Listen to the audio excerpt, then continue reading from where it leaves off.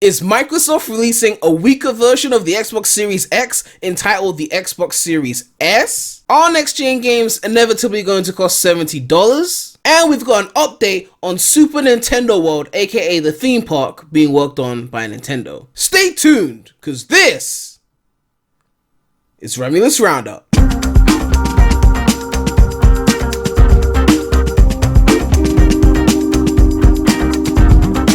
Alright, so it's your boy, and we are back with REMulous roundUP, the show where your boy covers news late, and you still watch because I click bait.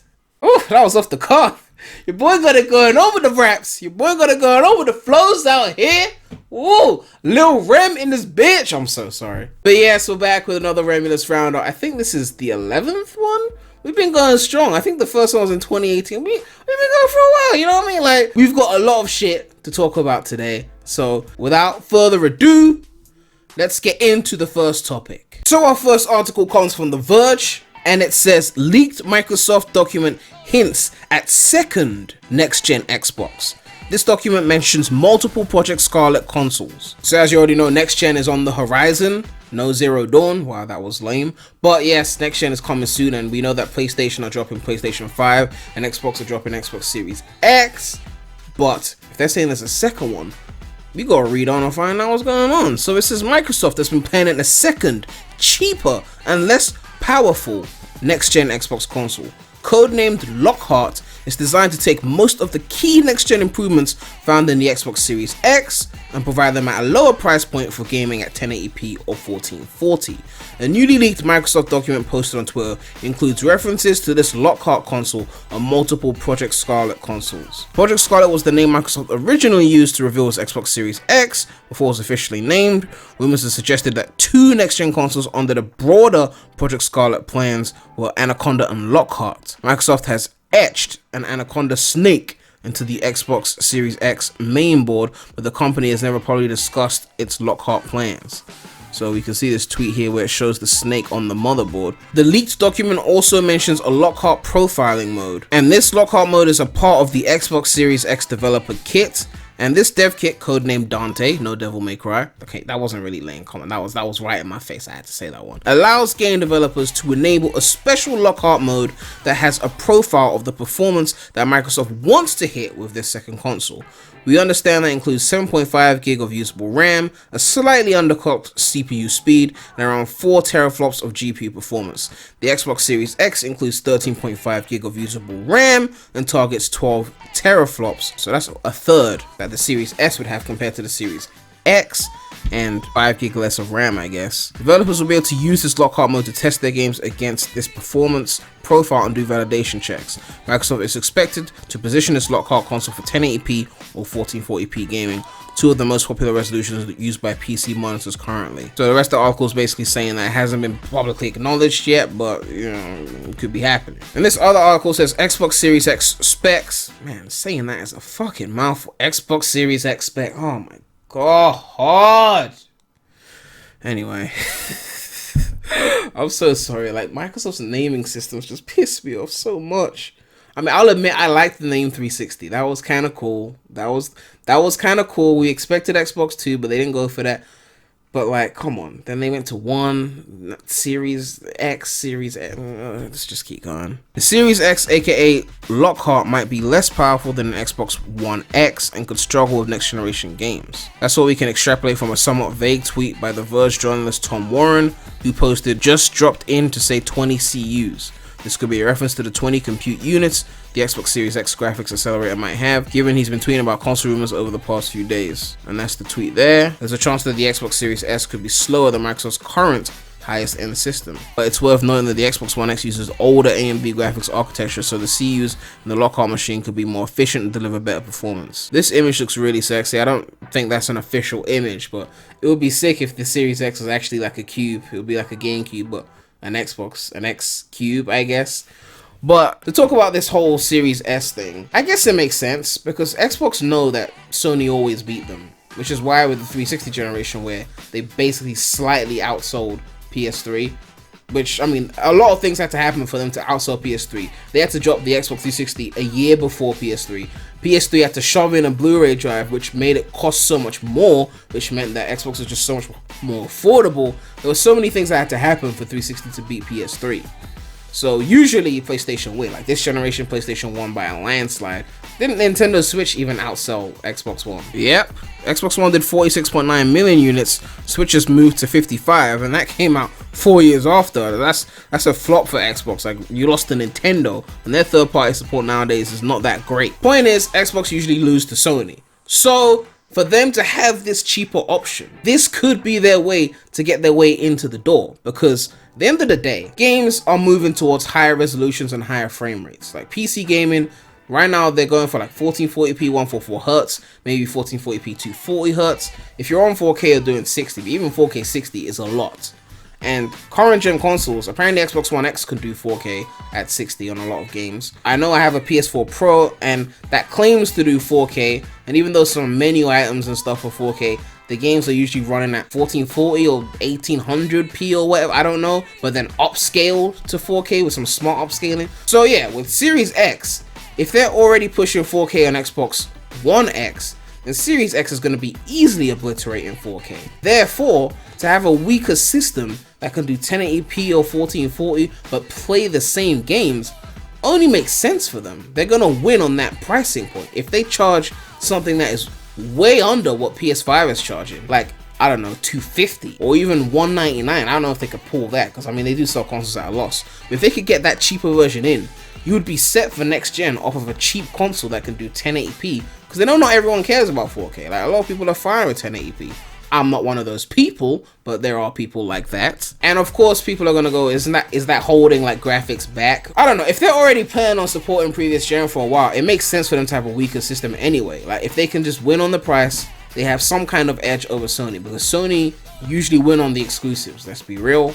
So at least if they have that cheaper option, then they can still rake in some sales. But again, it all depends on the price. When they reveal it, we'll see the price, we'll see what point it's hitting, of course, compared to the PS5 prices, and then we'll be able to come to a conclusion of, was this really worth it? Because if it's only slightly cheaper, then it's like, you know, I'd rather just pay for the original one and just get the more power, right? It has to be significantly cheaper than PS5, it has to be significantly cheaper than Series X for it to really be viable. And apparently the reveal is going to be in August if these leaks are correct. I know they've got a July event, which I will be doing a reaction stream to, so stay tuned. But they've already confirmed that that event is focused on the games, so don't be expecting a hardware reveal on this event. But yeah, this is exciting, because it's good to see like competition. I want to see Xbox fight Sony well. I want to see how they battle it out. I want to see Xbox have some good exclusives. I want them to make me want to get an Xbox, even though I really shouldn't want that, because I already have to get a PS5 because of those exclusives, you know, Ratchet and Clank, Spider-Man, Miles Morales, etc.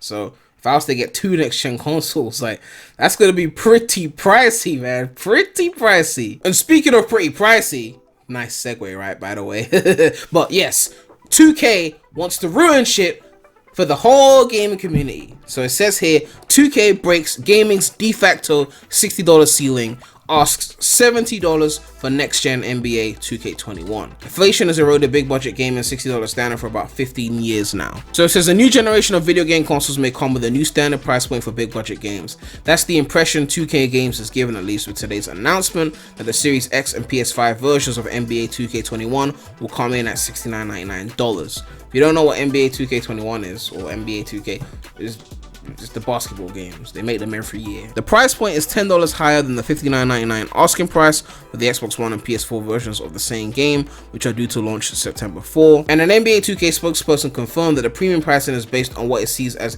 the increased value represented by the power of new consoles.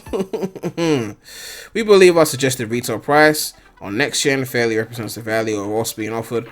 Power, speed, technology, yada yada yada, only bullshit.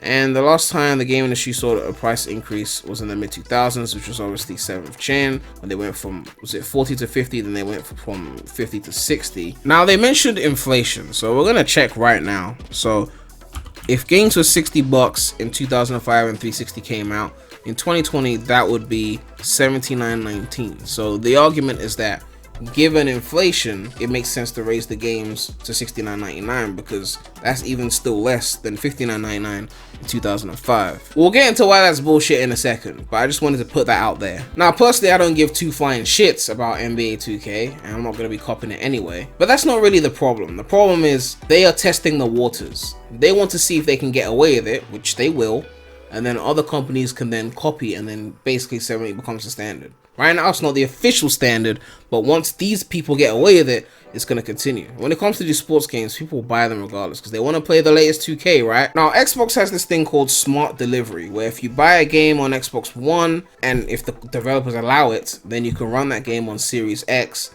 no additional fees. So for here, for example, current gen 2K21 will cost you $59.99 for the regular version, $99.99 for the Mamba Forever Edition, which is like the premium version, whatever, which has Kobe on the front. And if you buy that, you get the regular version of 2K21 on next gen. So usually it would just be like, buy the game, get it on next gen, but you have to buy the premium version just so it can turn into the regular version on next gen. If you get the regular version on current gen, you get nothing on next gen. And then obviously you can get the premium version on next gen. So, you know, if you buy the premium version on next gen, then you get the original version on current gen. Look at the images, like, what the? This is some confusing shit. They're just trying to rake you for dough. Like, this is ridiculous. Let's be real. But it's important that I showed that because it's going to segue into this discussion. So we got this article from Polygon here that says the $70 video game is inevitable. And of course they recap the whole NBA price thing. Many wondered if the cost of games would increase, and the answer is yes. And I agree with them. It is a yes. Not because I want it to be the case, but because let's face the reality. It's gonna happen. And then these guys are, I guess, trying to defend it. It says, but it's not all bad news. Let's just see what excuses they use here. So they're saying video games are one of the cheaper forms of entertainment because you pay $60 and you get 8 to 20 hours, and it's better value than a movie ticket. Therefore, the price must be raised. When you look at the graphical fidelity, multiplayer modes, games are actually been getting cheaper for consumers over the last 15 years. Okay. This article is basically just delving into the budgets of, you know, how much it costs to make these AAA games to justify this price increase, which I still believe is bullshit, and we'll get into that. Now, there's a video called The $60 Myth by Jim Sterling that I highly recommend. And he's also got another one called Games Should Not Cost $60 Anymore. You can check those out. But basically, most of these AAA developers have no right raising the price of the games. Now, we know how business works. If they can get away with it, they will do it. So we know it's going to happen. But this whole excuse of inflation and, you know, games cost more, it's a bit bullshit, because what happens is the majority of these AAA games, they have so much DLC and then season passes that you have to pay a lot of money for just to guarantee getting all of the DLC. And it's like, now you're getting these deluxe editions that cost 100 plus, like the NBA thing. And then on top of that, you have these insane microtransactions in the game that they're raking in dough on. It's essentially like a mobile game, but still with an initial price point. You could argue that the game should be cheaper now, considering the amount they're making off microtransactions. Now, if your game doesn't have microtransactions, then fine. Now, we respect CD Projekt Red for having fair games, but most of these companies aren't doing that. I grew up playing Assassin's Creed. I grew up with the Ezio trilogy. That's 2 Brotherhood Revelations. I went to play Origins, and it's all like RPG elements and grinding and leveling up, which was not what Assassin's Creed was about. And the game was getting so grindy, and when I go into the menu, there's a microtransaction where if you pay like, I think $10, then you will gain 50% more XP. Basically meaning that you will complete the game 50% faster, because it's like one main mission, grind for like an hour, 2 hours plus to get enough, you know, level to be able to fight the next main mission, and it just drags out the length of the game. So they're designing the game around dragging out the experience so that you pay a microtransaction just to do it quicker. And if you're designing your games like this, why in the hell is the initial asking price so high? For them to even raise the base price at this point is an insult. If you were going to raise the base price and remove the microtransactions, then maybe we could talk. But you're not going to do that. You're going to do both. NBA is known for having microtransactions. FIFA, which I used to play when I was younger, is now riddled with microtransactions, and even like gambling, like not just regular microtransactions where you purchase something, you know you're getting that thing. Like the thing I mentioned with the XP boost. Some of it is like loot crates and gambly elements that should have only belonged in mobile games, and which is the reason why a lot of hardcore gamers hated mobile games in the first place, and now it's just been brought to main titles. It's like, why are we even paying these prices? And some of these developers even know this. That's why we're getting games like Fortnite, which are free to play. CSGO used to cost money, now that's free to play as well, because they themselves know that they're gonna make so much bank off of the slimy shit that we just want to get them playing it. Just get them hooked. Either charge 60 to 70 and have it be complete experience, no bullshit, or just fucking make it free and then add all that slimy shit. But like, don't do both, you know? They're gonna do both anyway, but oh my god. They made all the money in the initial sale at like 6th generation and even the start of 7th generation. Over the course of 7th generation, 8th gen, they started making more money after the initial sale of the game from these additional things, and they still want to play it off like, oh, it's too much budget, da, da, da, da, da, da. There's so many less companies that are actually legitimate with their shit now. Like, I'm looking forward to Cyberpunk because I know CD Projekt Red aren't gonna do that shit. They said that it was gonna get updates, but the updates are free. It said until 2022. So you're getting a lot with that game, and it's good to know that there's some companies that are not as slimy. Speaking of companies that aren't slimy, Universal delays, no, I wasn't talking about Universal, by the way. Opening of Super Nintendo World theme park. I was talking about Nintendo. Nintendo aren't slimy. Like, I mean, they've got their own problems, not allowing fan content and whatnot, but like, they're not slimy, you know. So the Super Nintendo World theme park opening will be postponed due to the coronavirus. It was supposed to open during the summer, and no date was given for the opening of the park. The Mario themed area was originally slated to open with Mario Kart and Yoshi's Adventure rides, with more areas based on Bowser and Princess Peach's respective castles to be added along the way. When it opens, visitors will be able to explore the park with magnetic wristbands that allow people to interact with the park and keep a score. I don't think that's actually the park. That's gotta be CGI though. But we've got real footage of the park, which is what I wanted to actually show. It says here, new video shows Super Nintendo World's Thwomp with red glowing eyes. Although Super Nintendo World's launch in Japan is officially delayed, there's still footage of the park surfacing on social media on a daily basis. So yeah, I was getting a bit confused. There's actually a Japanese one that's being worked on, which is I think the first one, but they're also working on another one in America, because it says here they've got a Super Nintendo World in Universal Orlando, which will be opening sometime in 2023. But the Japan one looks like it's opening somewhere in the fall or some point next year, and we've got this little teaser where we can see the park at night. Oh, we got a Thwomp in real life. Oh, this is crazy, man. Oh, don't hit the Yoshi with it. No shit. Oh, okay, you got a Bowser's castle and everything. This looks so good, man. And we've got another video here of this tweet. Super Nintendo World is crushing it with the kinetic energy and overall movement, and this is the Japan one again. And you've got like this whole Mario world, you've got pipes, you've got like the ice world, you've got like acorn plains, it looks like. That's the Bowser castle that I think we saw in the other video. Oh, we're gonna be able to hit our heads on the blocks and shit, like jump on the Koopas and shit. Oh my god, this is so beautiful. Like, to see this in real life. Oh, imagine if Nintendo made a VR Mario game, like full-blown VR experience, and it looked like this. Like, you're actually in the world. And Mario's slow and fast, so we can actually keep up. You know what I mean? Like, some of these foster characters, you try and do a VR game, and it's like, you have to sprint to keep up, you know what I mean? But yeah, this is really good looking.